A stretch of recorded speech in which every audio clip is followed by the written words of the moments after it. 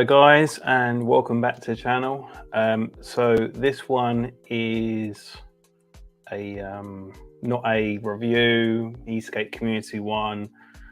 This is going to be just a talk really with one of my good friends in the community, Cary, Judd.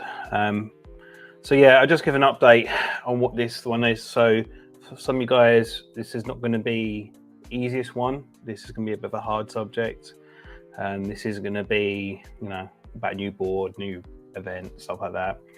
This is going to be a talk on mental health, just a bit of backstory.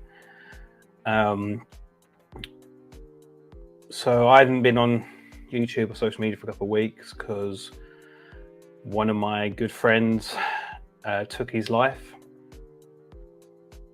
about 2 weeks ago. It was a hell of a shock.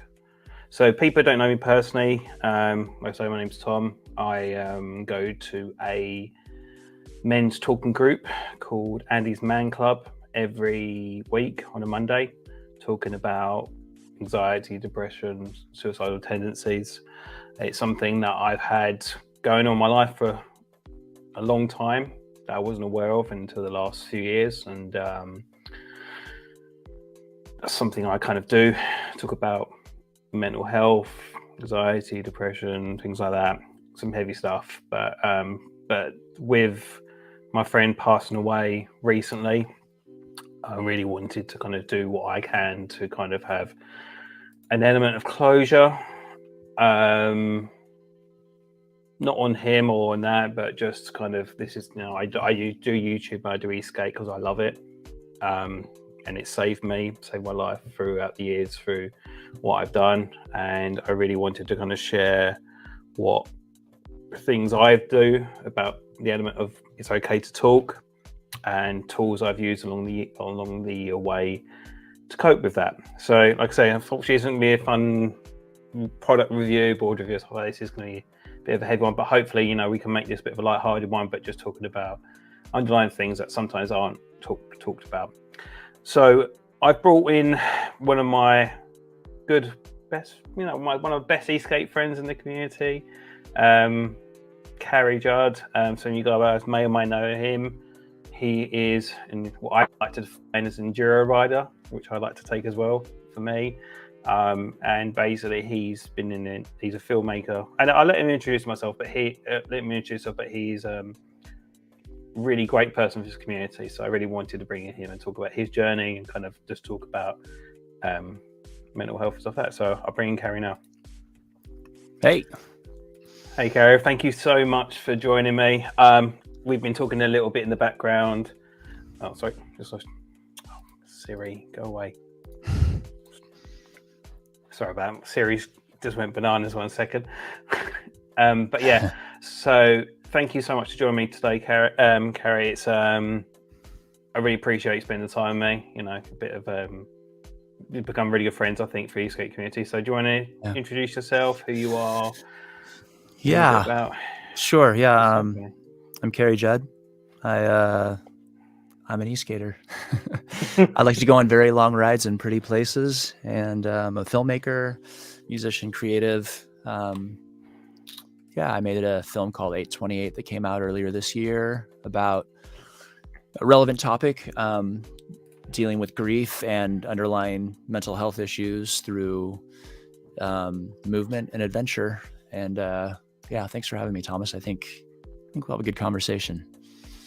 Yeah, I think today was a good opportunity to kind of relate to someone, break stigma, making things easier to talk about. I'll break the mental health ice in a way. So like I said, for me, I've had at times difficulty with, I got diagnosed with anxiety, depression for about 3 years ago. Actually took a year out of work from that. Just one day someone turned around to me and said, "You don't look right."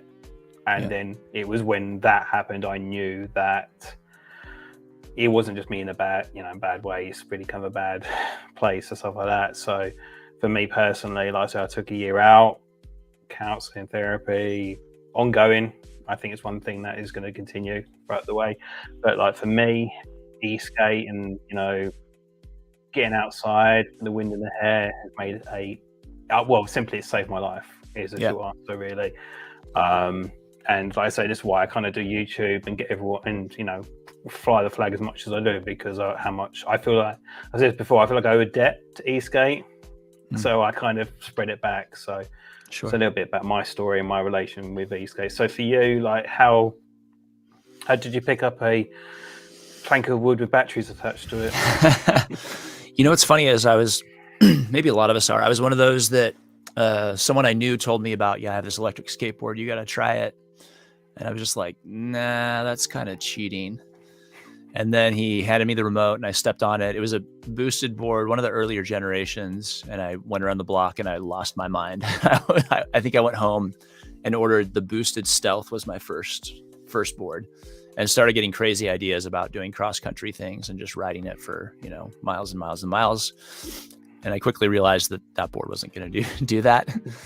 I went through. I think what my friend Ernesto said that is with e-skate, it'd be cheaper to do cocaine, because all of a sudden you start getting more and more invested in what you do. That. Yeah. You're saying like you got your boosted, and what happened after that? I got a Baja board, which got me a little more range, and I could do more terrain. I'm not a technician though, so I wasn't great at maintaining it. And then eventually landed on the La Croix before shipping off to Iceland and making the film. And having a board where you can do 100 miles in a day and just be out there in the wind is super, super therapeutic. I'm not sure which has been more therapeutic, my board or my actual therapist. So still on the fence.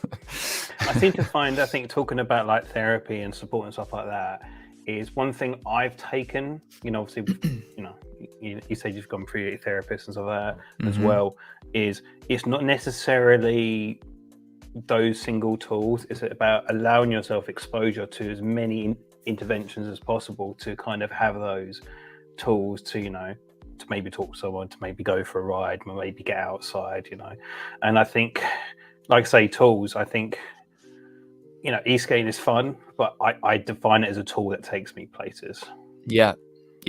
And for me, like I don't own a lot of material things unless they're tools for work or they provide an experience. And I think that's what's so cool about e-skate is it provides an experience. Whether you're like, I'm a primarily solo rider. I have a few friends that I'll ride with here and there. But I'll get up to like the Alpine area outside of the town where I live. And it's like, I'm remote, I'm on a board, I'm like having this super unique experience. And then the same thing in Iceland, when we got to the north end of the island and the highway became really sparse, you didn't see a lot of people. And it kind of hit me that I was having this totally unique experience. No one's ever seen Iceland the way that I got to see it. And like I would separate from the chase vehicle for hours. And I was just like going across lava fields, and there's a glacier over here, and just on my board with, just my jacket on and my helmet on. And I don't know, I value things that can bring experience. And I think for people that struggle with depression and anxiety, doing things that fully engage your mind are very therapeutic. And I find that because I do a lot of other things too. Yesterday I did about 8-mile trail run. Again, fully engaged. You can't just run on autopilot when you're doing trails, or rock climbing. You can't just do that on autopilot or you fall and die. Or same with mountain biking. You have to be fully engaged. And people have asked me, like after the 828 experience and going to Iceland, like, oh, did it work? Like expecting that it was some kind of cure, and it's not. It's like you mentioned, it's a tool, and there's a lot of tools. Therapy is a great tool. E-skate's a great tool for me. Fitness and rock climbing. Being outside under the sky, feeling the wind whipping against me is a really great tool because you're fully engaged. You come back to life with a clearer mind, and it makes things, more livable. I think that's the thing is when you say, extreme sports, and stuff like that, and being, I hate, just to be openly honest, being that kind of sense of close to death situations makes you feel more alive is a really controversial concept. For sure. My therapist has mixed feelings about it for sure, because I'll plop down on the couch. Okay, Cary, what'd you do this week? It's like, well, I did an 11-mile run, and I put up a new route on the cliffs outside of Boise, and I rode my skateboard 60 miles like yesterday. And she's like, okay, I can see that you're in a good mood, so I like appreciate that, but like, what are you doing to mitigate risk? Like how, and it comes down to you know, how high the risk is to the payoff, how high the consequences. Like I climb with a rope. I don't go out and free solo and just climb some cliff without any ropes. Yeah. And if you fall, you have someone, you know, that's going to catch you. I think e-skating or mountain biking are probably the two more dangerous things I do. But even those, you have so much control over so many aspects, you know, where you're riding and, you know, how aggressively you're riding. Or I don't have an answer, but I know that these tools have helped me. Among many others, you know, aside from just sport and athletics and outdoors, there's a lot of tools that work. And I think it's really interesting that you go to like a men's group where you guys talk. How's that like been for you? Yeah, I'll put that in here. So I'll just put the group in here. So it's a group called Andy's Man Club. This is kind of a bit of a hard one at the moment, to be honest, because my friend Darren, who passed away, he actually set up these local groups for us. So basically, the story of Andy's Man Club is there was a gentleman called Andy who basically took his own life, and his brother was determined to kind of felt like if there was something and there's an opportunity for people to talk, they would, you know, get that stuff off that chest, throw that away, get it done, move forward. It could have made a difference. It could have saved his life. So, you know, it's a worldwide group. And it's, you know, a place where people can talk about anything, and it's not just negative. It's not just a negative group of people. I think it's actually one of those kind of like underlying comical things in the group where, you know, all this negativity and crap is put as that is really sticky and pushed everyone together. You know, in a really weird way. But yeah, Darren, this was during COVID. He reached out, and obviously everything was on Zoom then, and he, you know, said how beneficial it was to him and doing all that stuff. And then after post-COVID, he wanted to set up a local group in the area. This is in Essex in the UK, and then he made 3 more. And like I say, about 2 weeks ago, we tragically lost him, which was unreal. But the purpose of the group is basically 3 questions. What, you know, who are you? You know, it's all. One thing that's really good is that it's a really special place where it's just a circle with chairs in it, and people are just talking about how your week's been, anything you want to get off your chest. Ooh. I just had a ceiling tile in the studio fall off. That's incredible. Yeah. Yeah, anything you want to get off chest, positive reason for the week, and then the other 2 are like really kind of, like, say, dad questions, like what's your favorite biscuit with a coffee and stuff like that, or like hypotheticals and stuff like that.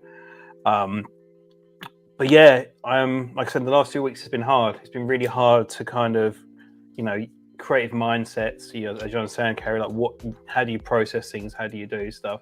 And one thing you said previously, which I want to touch on, is about, and you say this in your film, which I want to talk about a bit more in a moment, is mitigating risk. And I know for myself, and I you know, subliminally, I realize I do this, is going on a board and going 35, 40 miles an hour and falling off is a lot less risk of me sitting still with my thoughts when I need to go on that board and do that stuff.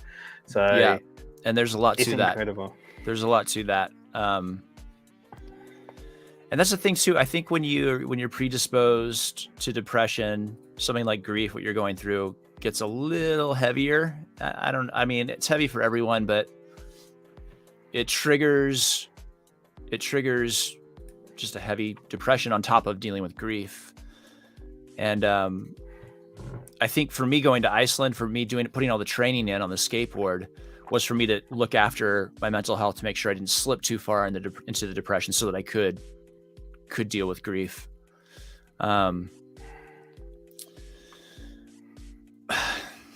The thing is, even as we're talking about this, someone I mean, people have died on electric skateboards, and someone is going to die on an electric skateboard. But there's something like, it's easier to nurse a broken arm than a broken mind. That's You know, that's an amazing. Thanks for saying that, Cary. Thanks for sharing that. yeah. But yeah, let's keep going with that thing. So we obviously talked about the film as a kind of shadow on the stream so far. So do you want to talk about? I'm really interested in this really question. I said to you, there's a few things I want to ask for selfish reasons on the podcast. Like I said, I've done endurance riding as well in the UK. And for me, I had like a set thing I needed to do this. I needed to close a chapter. I wanted to do so. What made you decide, out of your variety of, risk-taking activities, to feel alive and kind of have elements of peace, which is, I think, amazing that we have those opportunities to find those things, the things we love doing. Why was the isolated ring the choice of what you wanted to do and where you wanted to go? Well, and on a skateboard, when you could just climb a mountain, go dirt biking, go run, whatever. Well, Iceland for me, because I'm a photographer and a cinematographer, and then my good friend Drew, who directed the film, like it's really his film telling my story. We both just always wanted to go to Iceland, because you can point a camera anywhere there and get a beautiful picture. I love being in beautiful places. Anyone that knows me and why I ride, I don't like, I'll ride through the city to get somewhere if I need to, but I want to end up somewhere remote out in the mountains, and Iceland just everywhere is just so wild. And it just really fit. And there were some contingency locations that we thought of, but we kept bringing up like going to Puerto Rico or going to the big island of Hawaii. And then we kept saying, no, let's just wait for Iceland to open and we'll do what we really want. And it's just because it's a beautiful place I've always wanted to go. And it's actually fairly accessible from the US or from the UK. It's kind of right there in the middle of the pond. I think it was like only a 6 or 7 hour flight. The only difficult logistical thing was getting aboard there, which we don't need to get into that today. That's just a frustrating thing. But yeah. So I just wanted to be someplace beautiful and remote. I just looking at the shots on this, and I think anyone on the stream who I think beyond that, because I think one thing I've realized a lot recently is this is quite selfish activities we do at times. We're going for a ride and it's doing group rides like that, but like stuff like that, your children, stuff like that, I think it's a good way of getting an insight of what we get from what we do. You know? And funny story, I mentioned this in our group the other day about grief and pain and stuff like that, and I think it's events like horrendous events that happen along the way, which the butterfly effect. If this stuff didn't happen, then this stuff wouldn't happen, which is quite comforting in a weird way. Like so people don't know how we know each other more than just going through this. Is when you joined the L'Aquila forum, talking about the project and what you want to do, and I was like, I need to be involved in this project in some way to help this man get to the end of that ring. And I think just it's amazing how a series of events happen along the way which kind of have these life changing, and they are in their own so at life changing we say, like, did you come back a fully healed, therapy over, done, No, absolutely not. I came back with a lot of tools to deal with, those dark chattering monkeys. It's not a one and done. And anyone with depression will tell you that. You'll go through some good phases and you'll be like, I don't even understand depression anymore because I feel so good. But it'll come back. It comes back and things trigger it. And I think that's one thing we talk about in our groups is you'll never be, and I think you have to have peace of that, and I think that helps a lot, is the whole kind of, you're not like, say, people come to you, you've done your documentary, you come back, you're healed, yeah, next, you're fine, yeah? No. All we need to do is kind of, it refers to them as like waves, and it's reducing those waves so they don't just spike But then Yeah. I think one thing as well, it doesn't have to be a heavy, necessarily negative stream. Mental health, I now, as part of those, I understand when I'm actually going on highs and I ride those as long as I can, it's not just all the way. So, I think that's one thing to recognize, people who have highly emotional or very analytical mindsets, it's accept we do things, but to cherish those amazing moments. It doesn't have to always be horrible, negative, intrusive thoughts. You celebrate those moments and capture those. I think that's really important as well. Yeah, and I found maybe this isn't healthy. I don't know. I find that I like to make fun of myself too. Like, oh, I'm really sad. I'm Cary. I'm really sad, and I went to Iceland to ride my skateboard because I'm really sad. And I don't know why. Like making fun of it like lightens it up, and maybe like I don't know if that's a healthy thing or not, but those moments you get into are like they're so worth it, And I think I wonder if like I could somehow go back to the beginning of my life and choose not to struggle with depression. Like, would you be able to feel the highs as high as you feel them? That's the thing. It's one thing I've had that before is, especially through my personal counseling, stuff like that, is it's a really hard thing where, mostly creative, I'm not saying people aren't creative who have mental health issues, but, people who are, the most creative or spontaneous, eccentric kind of out there people are normally the ones who are trying or affected the most. I feel attacked. Well, here's the thing too, that I think about like people have enjoyed the film. A lot of friends and family were cheering me on, but it's like a total delusion of grandeur. Like to think, oh, I'm going to go skateboard in Iceland. Like I struggle. I grapple all the time with whether when I'm doing this, what I think I'm doing is healthy, but it's also like delusional at the same time. But then the creative in me is like, that's fucking rad. Like, but is the disillusion allowing you to? I think just want to say two things. Want to shout out just briefly, just what's on my mindset. Electric Games, amazing what you're doing in the community. Keep doing that. Loads of support. Your coverage and all over, especially Cary's part of the team as well. Electric Games, what they do, brilliant. Big shout out to them. Oh, they're amazing. They're giving so much legitimacy to the sport. I think that's a very necessary shout out. Really good dudes too. At ESK8 I bunked up at the house at the Airbnb with them. It was so cool, so much camaraderie, and so many they're just really doing this for very pure reasons, and it's amazing for the sport. Yeah, definitely.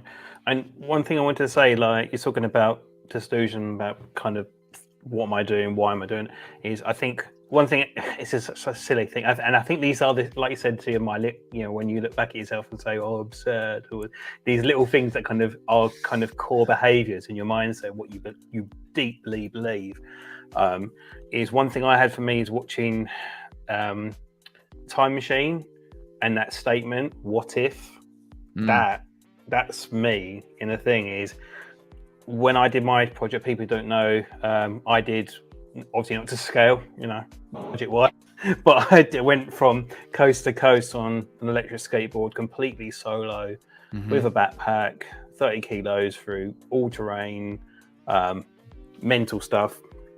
But I don't know about you. I've got a question for you as another person who's done it. And when I finished that, there was one person who knew what it's like, and that was you. And I was like, I need to talk to Cary and talk about it. And do you have to look back on these things and think, holy shit, I've actually done these crazy campaigns? Because it doesn't necessarily, because when you look at other people, you're like, yeah. But when you think, I am that person, I think you get disconnected from that because you have a goal on your mind. Do you ever look back on the 8-8 and other things like that where you're like, actually, this brings me back? Because I say it very openly, YouTube is, I'm very selfish, this is my diary. When I'm old and wrinkly, I can look back and go, sure, here's my interview with Cary, and I'll be like that. Does it bring you back to think, I'm actually, that was me, and I actually set a goal, I've done it, I've completed it? Because I think you're very much like in creative mindset, you're like, okay, that's done, next thing. Keep going. It's definitely both. Like as soon as I got home, I started coming up with other ideas, none of which I've executed yet. But yeah, sometimes I look back at that, I'm like, what a crazy motherfucker. Like, I can't believe I did that. Like, who does that, you know? But then at the time, it seemed like the most sane, practical, meaningful thing to do. I don't know, man. It's so weird. And I need to watch the film again, because I don't think I have in maybe a year. Maybe I need to watch it and be reminded, like, because why? Why, and to remind myself that I'm capable of difficult things, because it was so hard to do. Like, I mean, the writing aside, just getting there was so hard to do. I think it's quite an interesting thing, and I'll jump on the next project because I've got a question from Drew I want to highlight. Is just two things. One thing I say in group is I say I've got the world's shittest superpower, and that's my depression. Because what I seem to find is me being and like I say, I'm not a negative always person, you know, this is just who I am as a person. But I like to think I use those. I think when I want to do something, it's never as bad as when I was in my bad place. So why not? Why am I not doing that? There was an example. I was at an event in the UK called EBET. It's like electric mountain boarding event, and they had like an X Games style mega ramp. And I thought, I'm going to jump off this thing with everyone. And I thought, I'm absolutely crapping myself. And I thought, a big airbag and all that stuff, so I'll be fine. And I thought, all I want to do is land in the airbag. I don't care if it's on my head, my back. I don't care what happened. And I thought, a year ago, I was having suicidal thoughts and in a real bad place. And if I can go, right, I'm going to go do something, which I just don't want to do, but I don't want to feel like this anymore. Why don't I want to jump off this mega ramp? So I'd set my ass down this mega ramp and flew into an airbag, you know? And I seem to kind of use that as the elements of self-worth just push me to do what I want to do in life now. Yeah, I think, man, I don't know how deep I want to go on this, but in 2012, I had an actual suicide attempt that I was saved from, which is insane. And I don't want to get into it. I don't want to go into the details of that too much, because it's still weird to talk about. But when I look back at the last 11 years now, and all the things that I have done, all those weird dreams that I've like made come true in some form or another, or projects that I've done, whether it's music or film or skating in Iceland, I just think, wow, what am I going to do in the next 10 years? And having those things to look forward to are helpful when you're going through a depressive spell. For me, it's super important to have something to look forward to. And full vulnerability, right now, I don't have a big project that I'm working towards. I have some ideas, but I don't have anything in motion yet. I think it's really important that you give yourself, I think within that last sentence, there was a reflection, be like, oh shit, like maybe there's something I need to, but I think that allowing yourself to live in the moment as well is really important as well. And then, it's always about being busy and not about looking at the next thing. But, I've got a question that Drew held for a while, so I'm going to whack up there.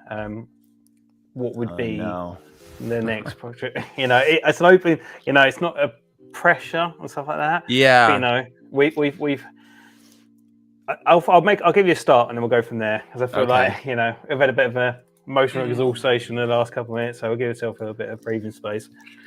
I know that when you started your project with the 828, I was like big advocate, big supporter. I was like, right, I need to get this man across what we're doing. So like lazy rolling, Daniel, you hooked me up with lazy rolling. Like, you played a part in like all my protective gear. Actually, you made that connection. Yeah, because you know, as an example, in the quality of the product, hashtag shameless plug, lazy rolling saved me from getting annihilated in your video. I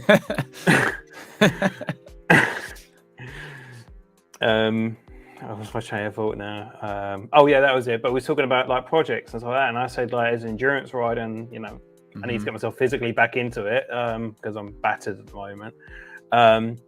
We need to own the world records, because we can do endurance riding. You could do it on a weekend. Do you know what I mean? With that, stuff like that.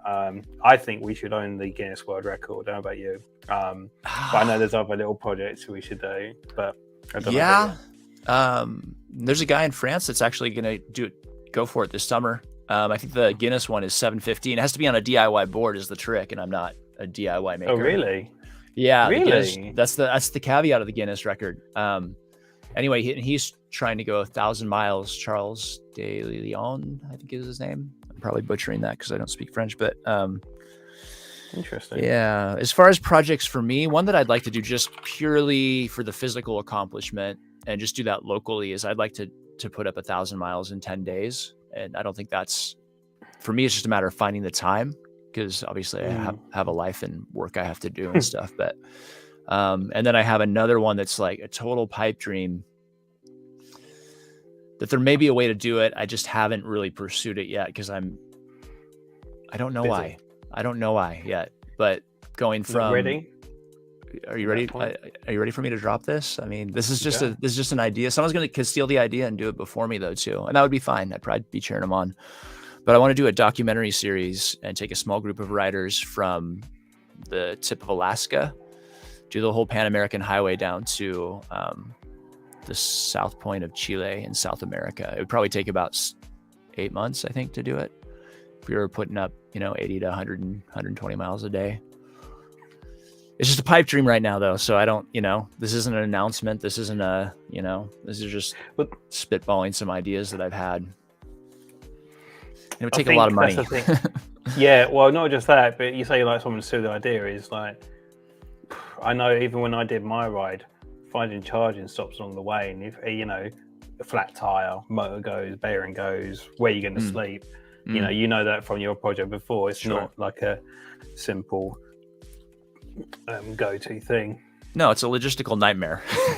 Is what it is. If it wasn't electric, if it was a bike or just a skateboard, it'd be. I suppose one less variable would be a lot easier, wouldn't it? I suppose. Yeah, but we're strapping a bolt of lightning to our feet, and as soon as one of those cells goes unstable because the voltage drops too fast, we might just literally be riding a fireball out in the middle of nowhere, and that's just the tip of the iceberg. Just like the idea of getting, especially if I wanted to do it as a documentary series, getting a whole crew,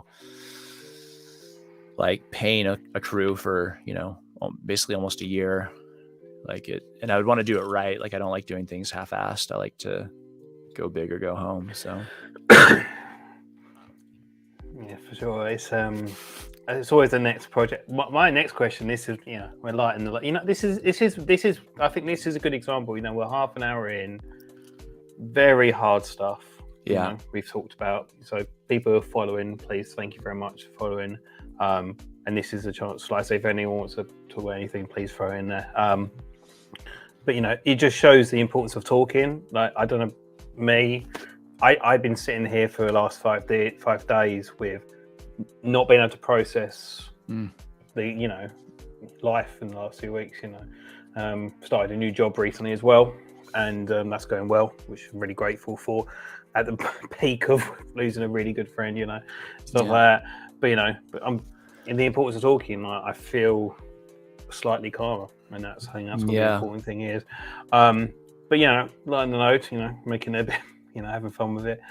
My issue is with the community of ESK8, how do you find it? And there's someone in the audience as well, when they come up to you and they say to you, what kind of voltage and motor calibration have you got on your board? My eyes just glaze over. I don't know.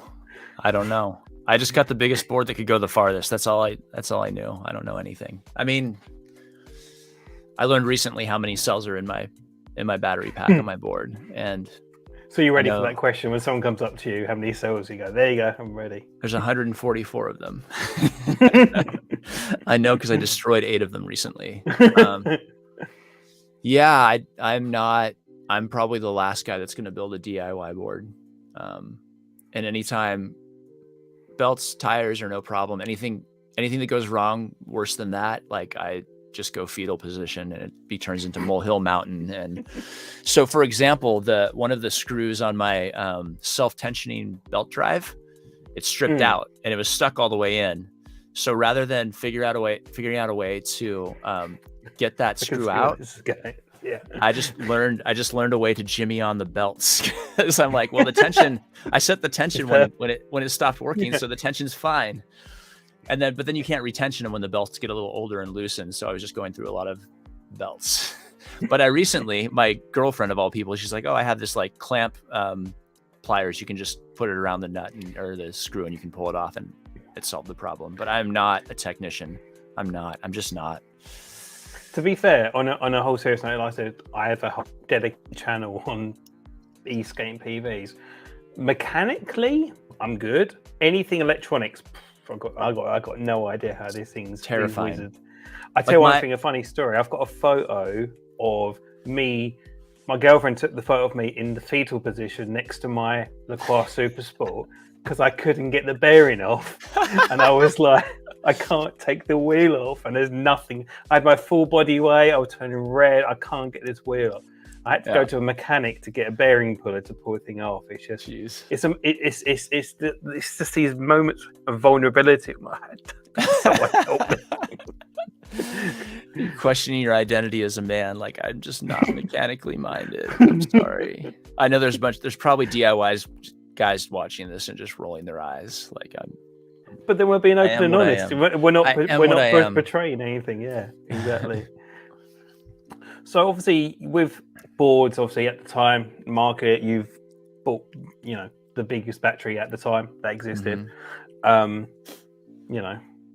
always reflection time. Have you ever pondered in any other boards or PEVs that you'd be interested in trying at all? The Cary XLR was interesting, and then that all kind of went away. Yeah. We don't need to get into, and there's no reason to get into that. Everyone knows that story.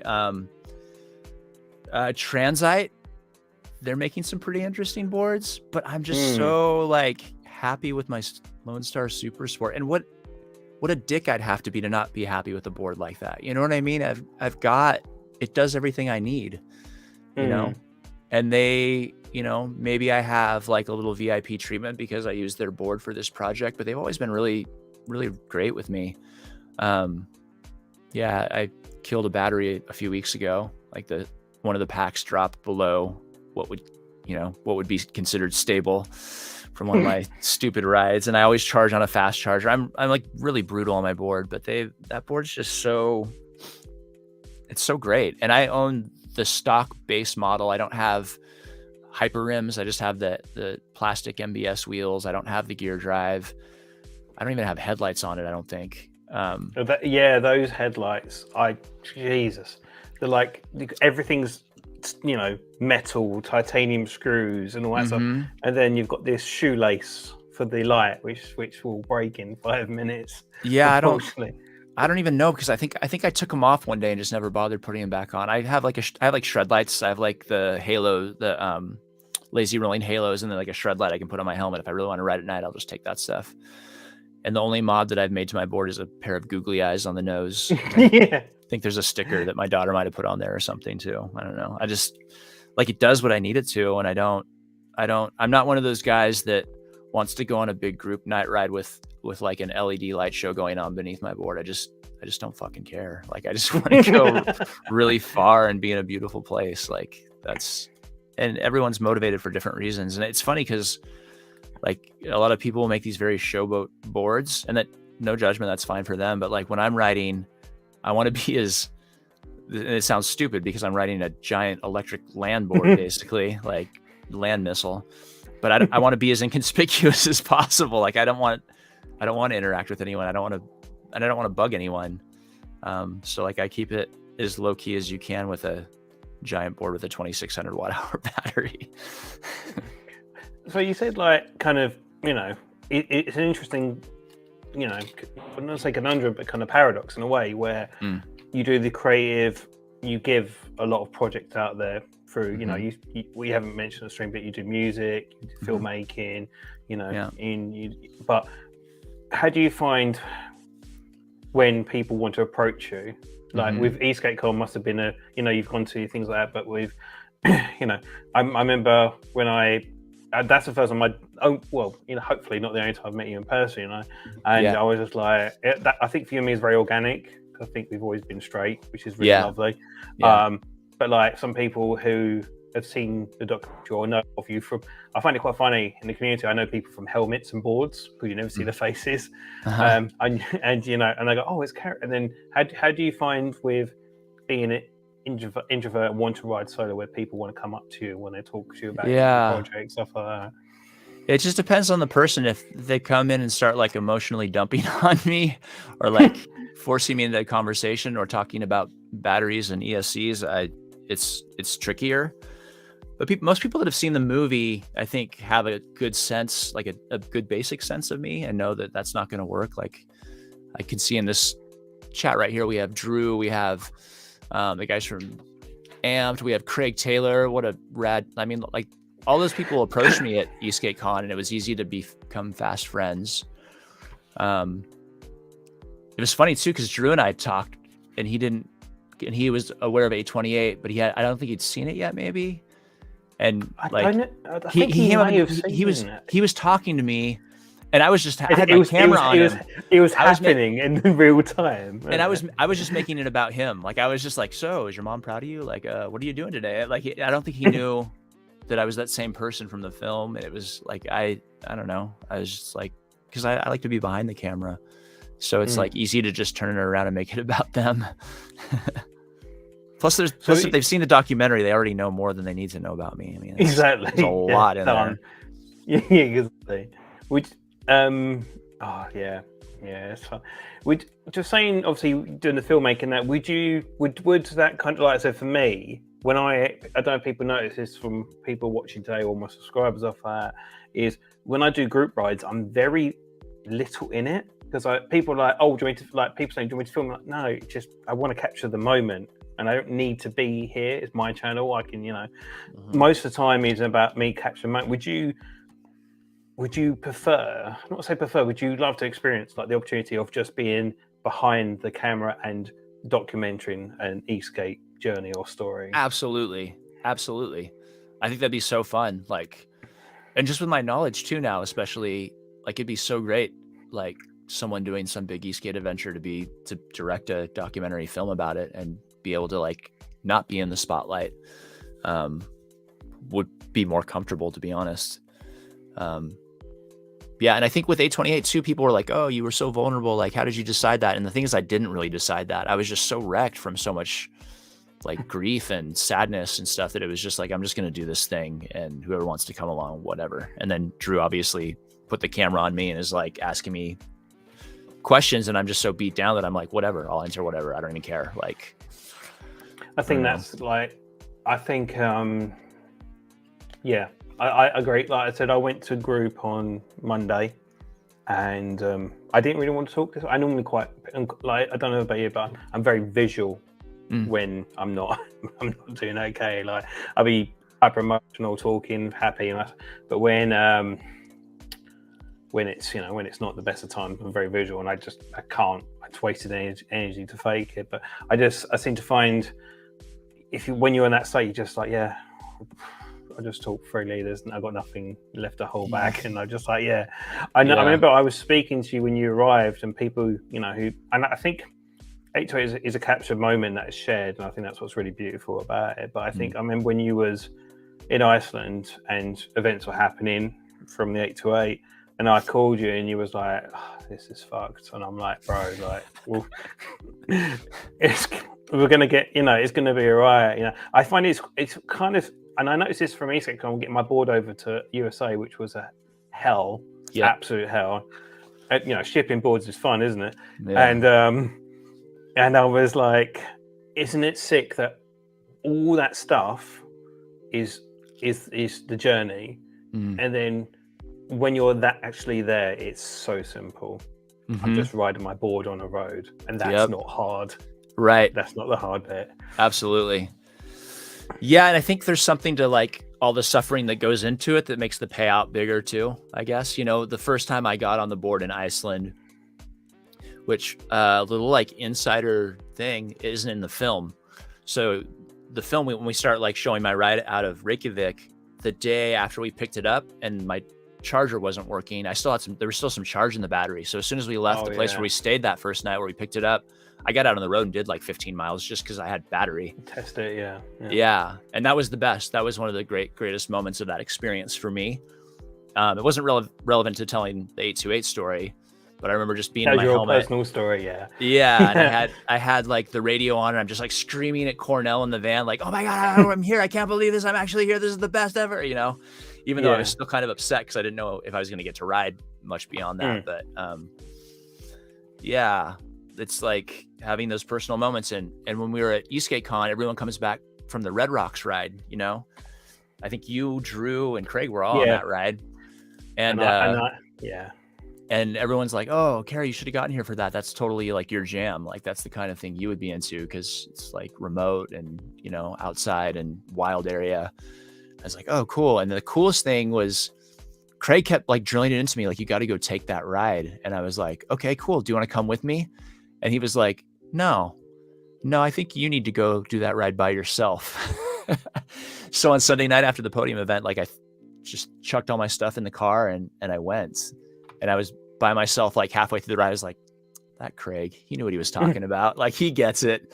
Cause it was the closest thing to being in Iceland that I experienced. And I didn't have a chase car. I didn't have anyone like looking out for me. It was just me totally alone and remote, which is such a rad feeling. That is that risk and reward thing. And I think that's the thing. It's like halfway through that ride. So people do drive through there, but yeah, it's that I could break down in the middle of nowhere. No one's coming, you know. But I had the same thing as well, where you're in that void. I said this in my coast to coast ride. There's from making your own stuff. There's these not super proud moments, but things where like this was the biggest impact. It doesn't need to be big song or dance, but this was the moment. And then for me, when I did my coast to coast, there was this bit where I'm going over this like 2,000 foot elevation, middle of nowhere. And I just say, because like I said, that was my journey for me. And I was in the middle of nowhere. There was this big, massive cloud coming. And I did like this, and I went, this represents mental health for me in this moment. It's not the journey. It's like me finding my way home. And it's not happy, it's not sad. It's just that void of emptiness. And that's my journey of finding it. And then 10 minutes later, I got pissed on by the rain for being punished for stopping. Yeah. Oh, yeah, that happens. So in 828, there's one of the montages shows me burning out in the gravel. Oh yeah. Which there's so much story behind that too, because that was, first of all, I almost never do burnouts. I don't know if I'd ever have done one before or since, but I was just like feeling like spicy. Just make this show up. Yeah. I was like feeling like a performer. I don't know what, but Drew like got a kick out of it. He saw me do it. He's like, "Oh, do that again." It totally ripped my belts to shred. And I ended up like being stuck by the side of the road for half an hour trying to get the wheel off to get it fixed. Mindset. Yeah, again. You get impulsive, you know, and that's the artist in me. That's the filmmaker, the songwriter, musician. Like you get impulsive and you just like want to let yourself like, what if I do this? What's going to happen? And we didn't break the camera, but fucked up my board pretty good for a minute. Worth it. So worth it. That shot is so epic. It is. It's amazing how these things, like I said, it's like I say, life is a series of decisions which bring you into certain points, and I think that's a really interesting thing.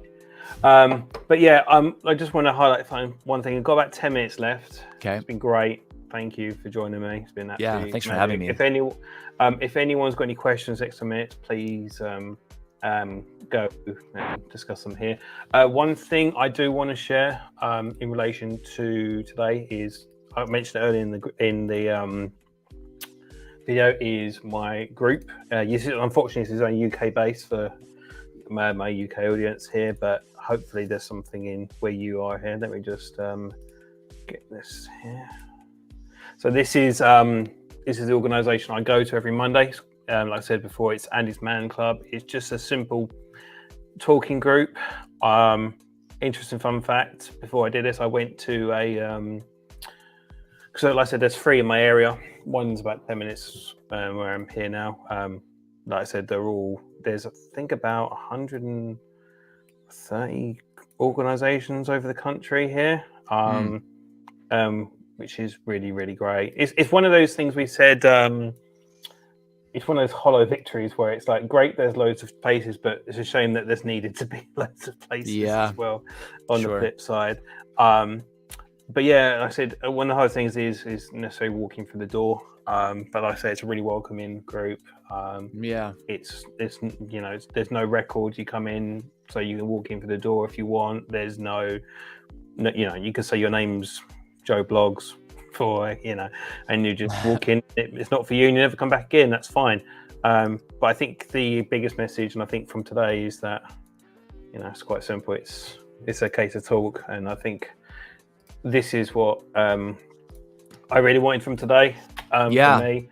And to reinforce that too, Drew left a really nice comment, and it says mental health doesn't always have to be sad. Sometimes you just need a group of people to talk about anything. And how you find that, whether it's a group you ride with, or just your buddies, it's talking about it somehow makes it more manageable, makes the puzzle a little easier to solve. And I think a group like the group you're attending, I think, is such a great resource. Also, I'm very lucky that stuff like this is like I said, it's the butterfly effect of like things and decisions that have happened along the way to have these opportunities along the way. Right. So I've got 10 minutes left. So I don't know. It's a bit of a fire round, I think. That's everything to talk about. So, I'm gonna throw the PEV communities questions out there to put you in close a little bit. It has to be. It's a PEV channel. Electric unicycle. Would you ever go and try that element? I did at ESK8 I don't care about those. No, and it's not like I'm not dissing them. I just I get you. I've been on a skateboard or a surfboard or a snowboard or a skimboard like since I was a kid. I like to stand on a board like that, and I've just seen enough of the crash videos that I'm just like, nah. And no, like at ESK8 did you see Mario riding that thing? Oh, it was beautiful. Like it was art. He makes me slightly angry how good he is at everything. No, just be stoked for him. That's amazing. But he's such an amazing. I'm just joking, but I said he's such an amazing guy. Like at ESK8 I didn't move out of the way of the stooge rider fast enough, and they got taken out. And twisted my already twisted MCL ligament in my knee again, which ended up me not being able to ride for a few days. But when I did this is the thing, and you'll get this as a filmmaker, is people don't see the other stuff behind everything. How do we get in those situations? But I've damaged my knee. So the Vegas Strip video, which it took me weeks to make a 10-minute clip, and I loved it. It was absolutely great. But I was in the fetal position on the group ride, and I was like, I'm absolutely broken. And Mario grabbed me on the shoulder and went, "You okay?" I'm like, I can't walk anymore. And he went, "It's almost done. Don't worry." I'm like, okay. And that was the last thing I did. But I was in like 3 weeks of rehab after that when I got back. Dang. And I was like, I was in agony. But like you say, pain in my leg was worth that moment. You didn't go to the because that's like I can imagine that was your hell going down Vegas Strip with 1,000. Yeah, that's like the antithesis of my entire being. And I'm just not. It's already sketchy enough riding these boards. Like doing it with a bunch of people, like just seems way sketchier.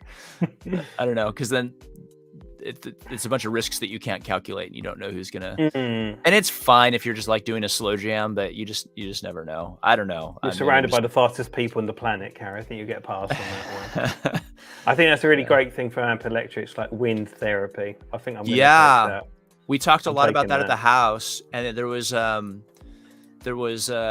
segment we were trying to put into the 828, but we didn't quite get the interviews we needed. We had one interview with a friend of mine who's Native American woman, And she talked about how in some Native American tribes, they use that is like when someone's feeling melancholy or out of sorts, they'll put them on a horse or up in a high place where the wind blows really hard. And there's something psychological to feeling that wind against your body that has some sort of healing effect. And then UCLA and Harley Davidson did a joint study, and they found that soldiers with PTSD who came home and they rode motorcycles and got out in the wind, that there was like some clinical evidence of that effect, of having a positive effect. So that's kind of what we're all doing, whether we know it or not, when we go out and ride. So last five questions. So night riding or day riding? I'd mostly do day riding, but last summer I did some night riding, and I loved it because I was less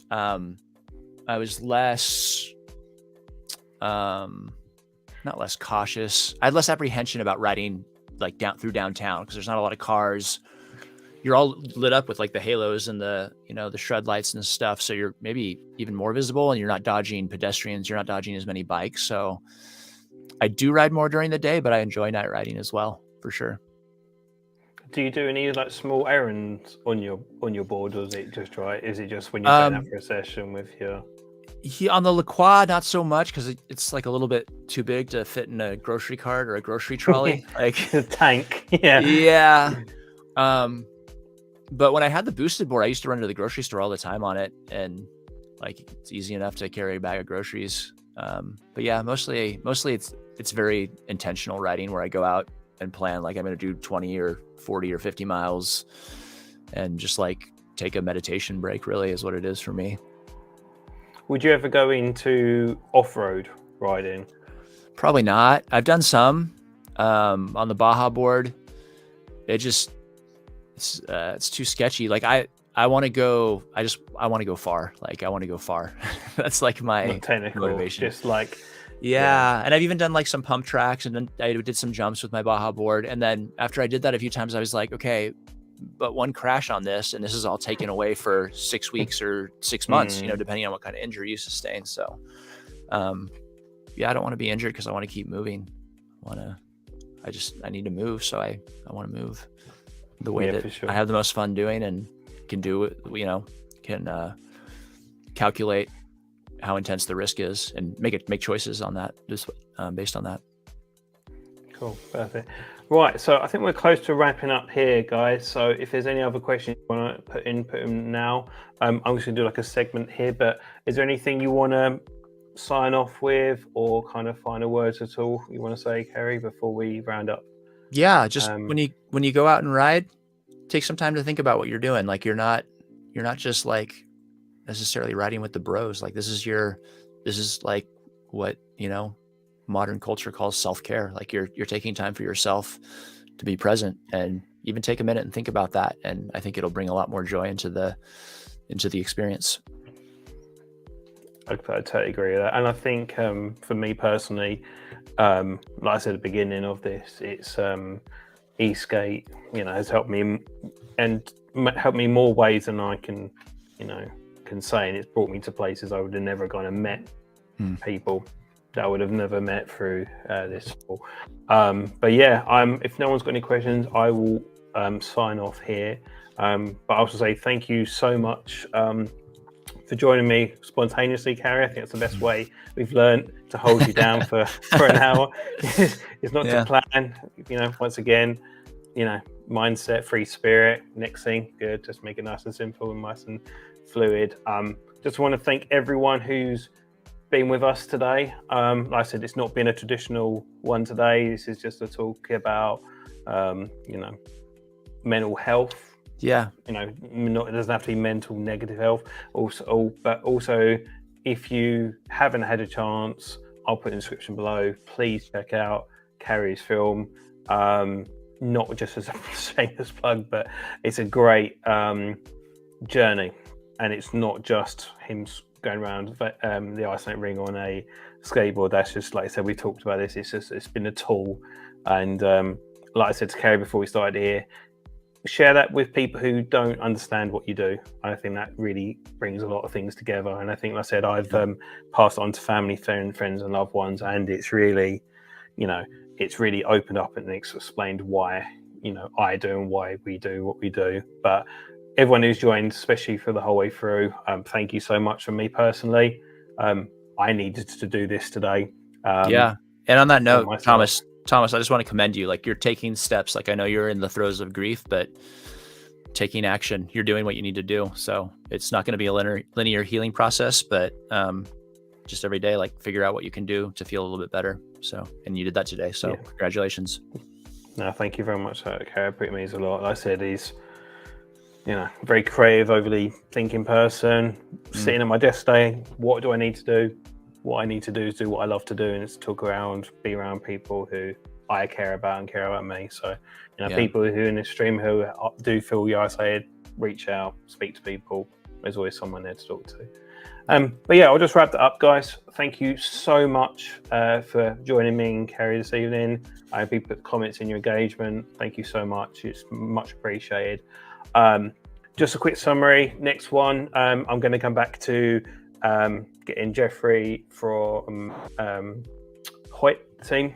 He'll be coming on to the stream next. Absolute legend. He's been out, actually, unfortunately, with an injury, but it'd be great to talk about that, which would be cool. Hopefully he's available. But yeah, thank you so much for watching, guys, and I'll see you guys on the next one. Peace.